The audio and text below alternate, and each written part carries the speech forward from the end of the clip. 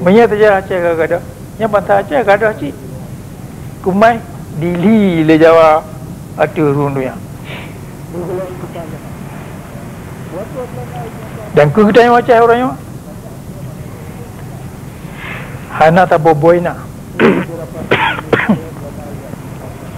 Yang duna muyum. Yang na bak dia. Lagi sejarah Acehnya. Wah di sini karena dumpa senipat, karena dumpa teladan tu katanya perkibar mesti tahu dek anjit imiu bantah lain lah ni dah perkibar mesti tak mati udah tujan bajan tak mati wadah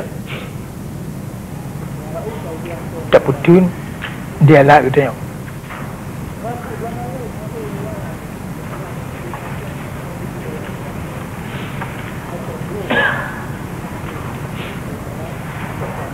Ya selama kata itu no, payah baca mandu buku yang kali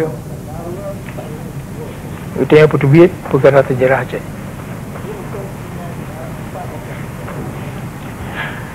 Yo, bantah-bantah lain di Pulau Sumatera hana sejarah lagi sejarah kita. Bantah Jawa hana sejarah lagi sejarah kita.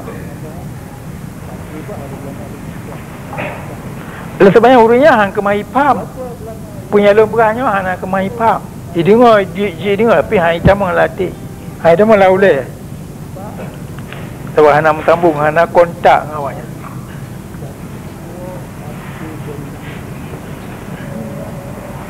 Yang kejut, yang orangnya pun tak ada dia mesti tapu merdeka Aceh. Hotel itu tapu merdeka Aceh. Yang baru kemarin tapu merdeka mantap Sumatera. Dua orang Sumatera apa lain?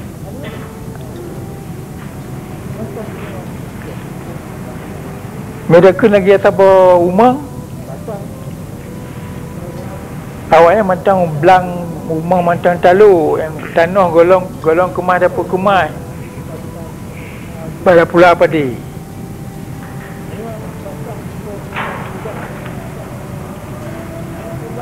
Sebab abunya hana sejarah lagi tengok, hana pengalaman sejarah lagi kita tengok.